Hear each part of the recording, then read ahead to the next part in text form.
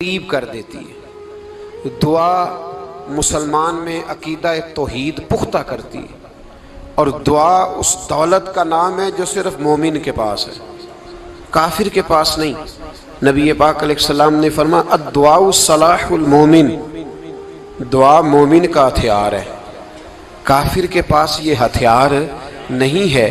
مومن جب اپنے مالک کے حضور دعا مانگتا ہے نا، دنیا میں آپ کسی سے زیادہ مانگیں تو وہ ناراض ہو جاتا ہے، وہ کہتا ہے بھائی تو نے تو کام بنا لیا ہے، کل بھی دیا تھا، پرسوں بھی دیا تھا، روز روز تجھے کون دے؟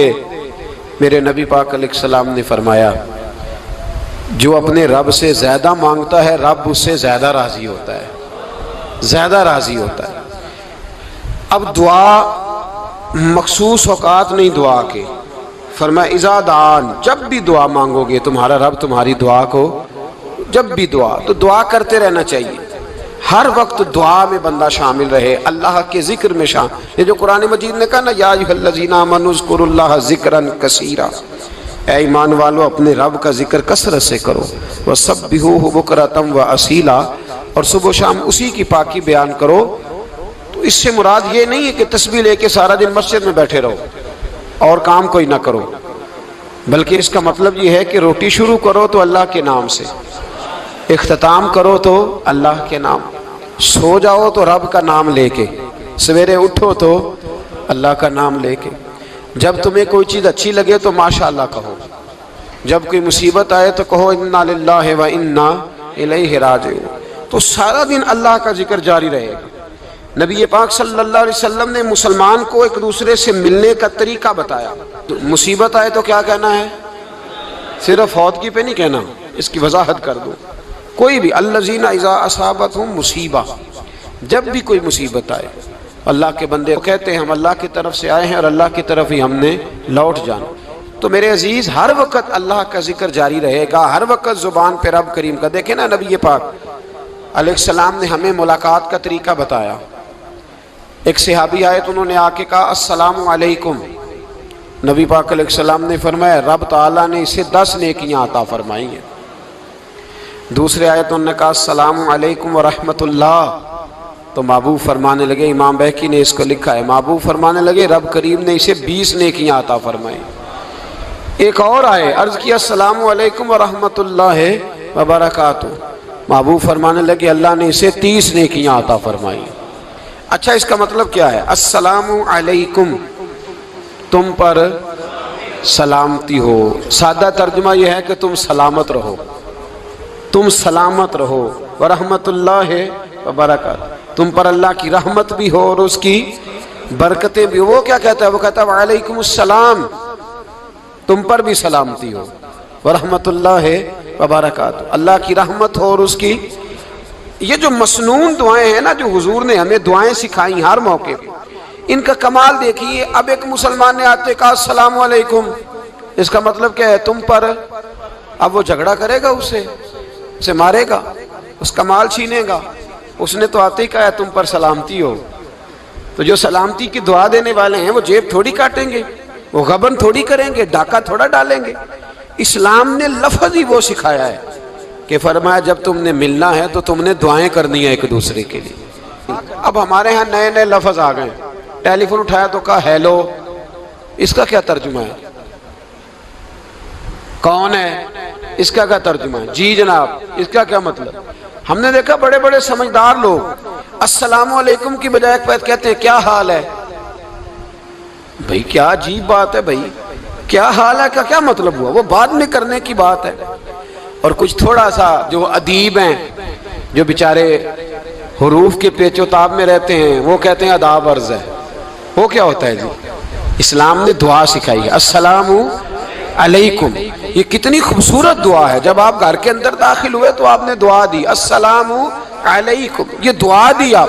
ایک صحابی حاضر خدمت ہوئے، عرض کی یا رسول اللہ صلی اللہ علیہ وسلم میرے گھر میں غربت رہتی ہے، کیا کروں؟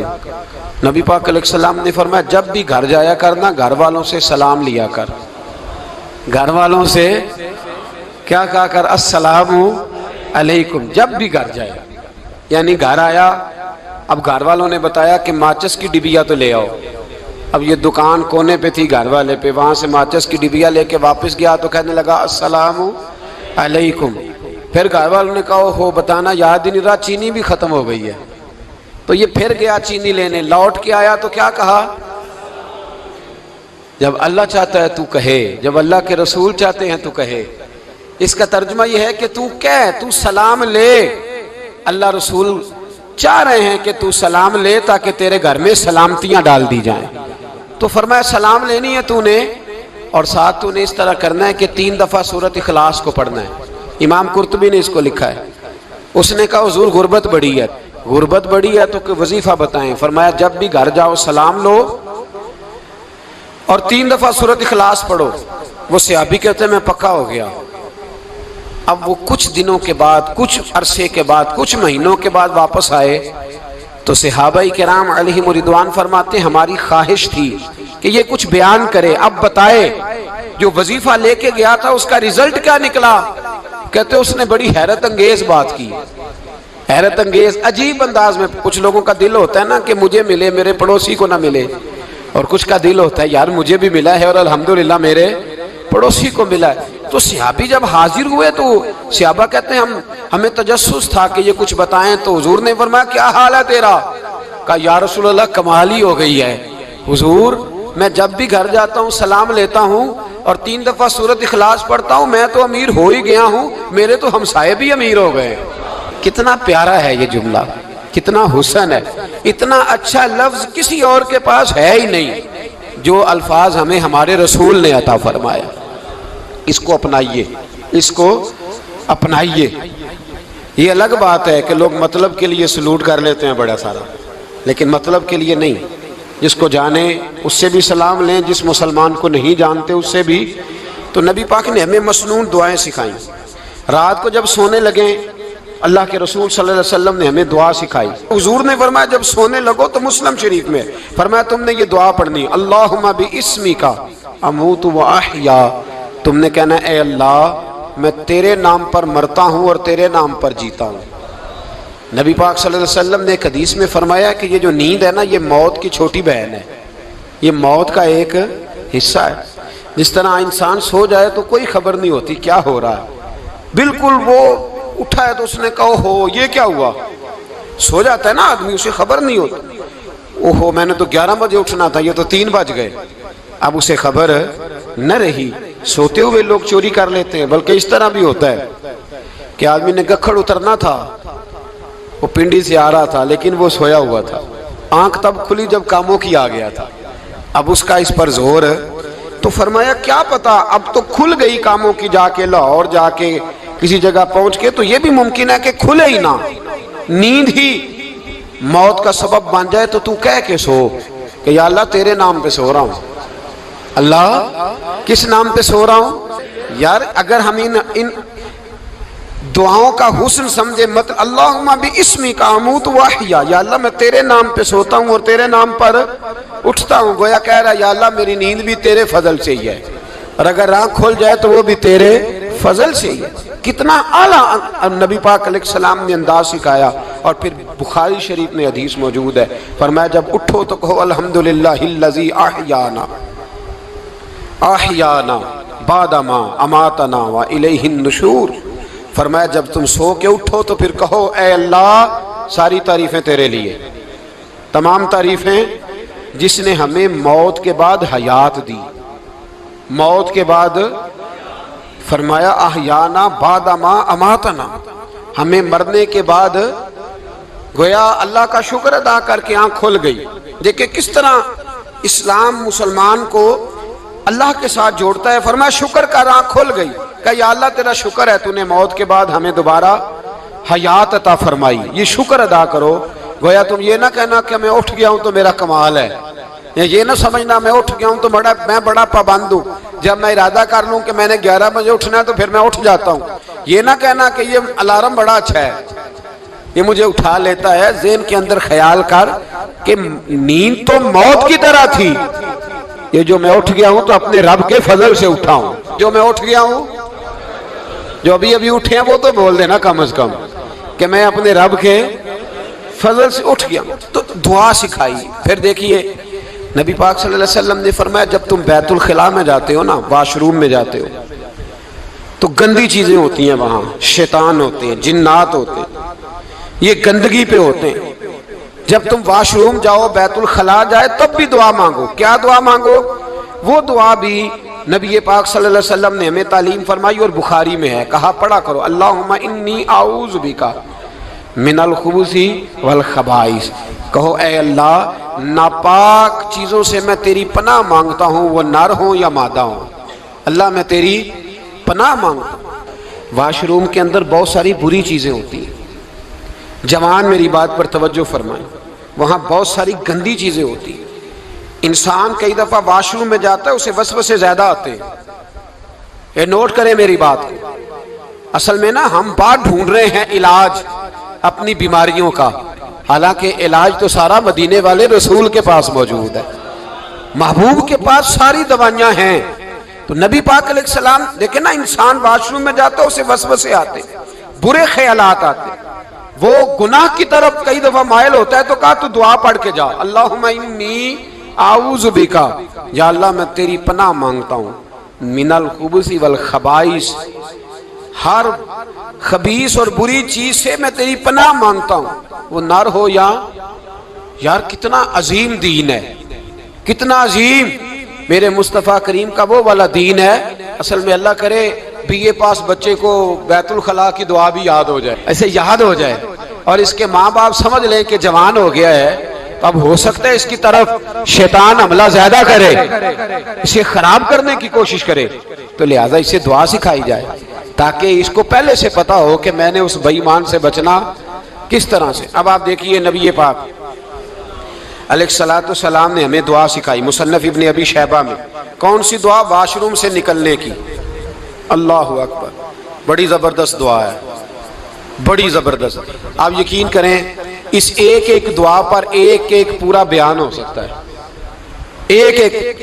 یہ اس لیے نہیں میں کہہ رہا کہ میں کوئی عالم فاضل آدمی ہوں، آپ کہیں گے کہ بتا رہے ہیں میں بڑا پڑھا لکھا ہوں، صرف یہ عرض کر رہا ہوں کہ اس کے فوائد پر، ثمرات پر جو اللہ تبارک و تعالیٰ امت کو دیتا ہے، ان دعاؤں کی جو فضیلت حدیثوں میں آئی، اور پھر جو اس کے فوائد ہے، اگر اس پر بات کروں تو ایک دعا تقاضا کرتی ہے کہ اس پر پورا ایک لیکچر ہونا چاہیے۔ دیکھیے آپ واش روم سے نکلے، دعا کیا ہے؟ دعا کے لفظ کے الحمدللہ الذی، ایک حدیث میں لفظ ہے غفرانک، غفرانک، اے اللہ میں تجھ سے بخشش چاہتا ہوں۔ اور جو مشہور اور معروف ہے مصنف ابن ابی شیبہ کی روایت، فرمایا الحمدللہ الذی اذھب عنی العذاب وعافانی، فرمایا اے اللہ تیرا شکر ہے، واش روم سے نکلا ہے تو کہہ رہا ہے یا اللہ تیرا شکر ہے تو نے مجھ سے اذیت دور کی، وعافانی، اور تو نے مجھے عافیت عطا کر دی، اذیت دور کر دی اور عافیت۔ بولیے واش روم سے نکلا ہے تو کیا کہتا ہے؟ یا اللہ تیرا شکر ہے تو نے مجھ سے اذیت دور کر دی اور مجھے عافیت۔ ڈاکٹر حکیم ہومیوپیتھک ایک چیز پر متفق کم ہوتے ہیں، پتہ ہے نا آپ کو، لیکن اس بات پر سب کا اتفاق ہے کہ اگر کسی کو قبض ہو جائے نا تو شاید 70 یا 72 بیماریاں لگ جاتی ہیں اس کو۔ اور جب آدمی کو قبض ہوتی ہے نا، پیٹ کے اندر فضلہ جم جاتا ہے، خارج نہیں ہوتا، اس کو اعصاب کی بیماری ہوتی ہے، اس کے ذہن پر اثر ہوتا ہے اس چیز کا۔ آپ یہ مت سمجھیں کہ کھانا کھانا یہ کمال ہے، اللہ نے یہ بھی نعمت بنائی ہے کہ کھانا جب خارج ہوتا ہے تو وہ بھی اللہ کا بہت بڑا احسان ہے۔ تو فرمایا تو سمجھا ہی نہیں، اگر تجھے قبض ہو جاتی، تیرے پیٹ کے اندر وہ چیز جم جاتی، تیرے لیے کتنی تکلیف کا باعث تھی۔ ان لوگوں سے پوچھئے جو اس کے بیمار ہیں، اس کے مریض ہیں، وہ کتنی تکلیف میں رہتے ہیں، سر میں درد ہوتا ہے، سر چکراتے ہیں۔ ایک بہت بڑا روڈ ایکسیڈنٹ ہوا تو ڈرائیور سے لوگوں نے پوچھا کہ مسئلہ کیا ہے، تو کہنے لگا میں قبض کا مریض ہوں، تو میں کھانا کھا لیتا ہوں تو میرے ذہن پر وہ اس قدر زیادہ گیس کا غلبہ ہوتا ہے کہ میں سخت تکلیف میں ہوں۔ نبی پاک علیہ السلام نے ہمیں سمجھایا اور بتایا کہ سمجھ لو یارو، کھانا کھانے کی نعمت تو اللہ نے تمہیں عطا فرمائی ہے، لیکن کھانا کھانے کے بعد اس کا اخراج بھی اللہ کی بہت بڑی نعمت ہے، تو اللہ کا شکر ادا کرو۔ پھر جب آپ گھر سے نکلیں گے تو بھی اس کی دعا ارشاد فرمائی، بسم اللہ توکلت علی اللہ، اللہ کے نام سے گھر سے نکلتا ہوں اور میں نے بھروسہ بھی اللہ کے نام پہ کیا۔ جب گھر سے نکلیں تو کس کے نام پہ بھروسہ کریں؟ بولیے۔ حضرت رابعہ بصریہ رحمت اللہ علیہا آپ تشریف لے گئیں حج کرنے، جس دن واپس آئیں اپنا اونٹ کہہ گئی جاتی دفعہ، کہنے لگی اللہ میں تیرے حوالے کر کے جا رہی ہوں اور بسم اللہ توکلت علی اللہ، بھروسہ بھی تیری ذات پہ۔ جس دن واپس آئی نا اسی دن کسی نے بتایا کہ اماں آج ہی تیرا اونٹ مر گیا ہے، تو اونٹ کے سرانے کھڑی ہو کے کہنے لگی مولا میں تو تیرے نام پہ تیرے پہ بھروسہ کر کے گئی تھی، تیرے حوالے میں تو تیرے گھر گئی تھی۔ تو لوگ کہتے ہیں اماں کے منہ سے لفظ نکلے تو اونٹ زندہ ہو کے کھڑا ہو گیا، کھڑا ہو گیا ہوں۔ تو اماں کہنے لگی نہیں تمہیں غلطی لگی ہے، مرا ہی نہیں تھا، پہلے سے ہی موجود تھا، وہ اپنی کرامت بھی نہیں ظاہر ہونے دی۔ تو بھائی گھر سے نکلیں تو کس لفظ پر کہ یا اللہ میں تیرے بھروسے پہ نکل رہا ہوں میں، اس کے دو فائدے ہوں گے، ایک تو آپ اللہ کی امان میں جا رہے ہیں، اللہ کی امان میں آ رہے ہیں، اور دوسرا جس گھر کو آپ چھوڑ کے جا رہے ہیں اسے بھی اللہ کی امان میں دے کے جا رہے ہیں۔ تو کتنا لذت والی دعا ہے جو نبی کریم علیہ السلام نے ہمیں سکھائی۔ اب ذرا حدیث سنیں خوش ہو کے، دیکھیں حضور نے دعا سکھائی، فرمایا جب دیکھ لو نا کسی کو ہنستا ہوا، کیا کرتا ہوا؟ ماشاءاللہ آپ تو ہنسنے لگے۔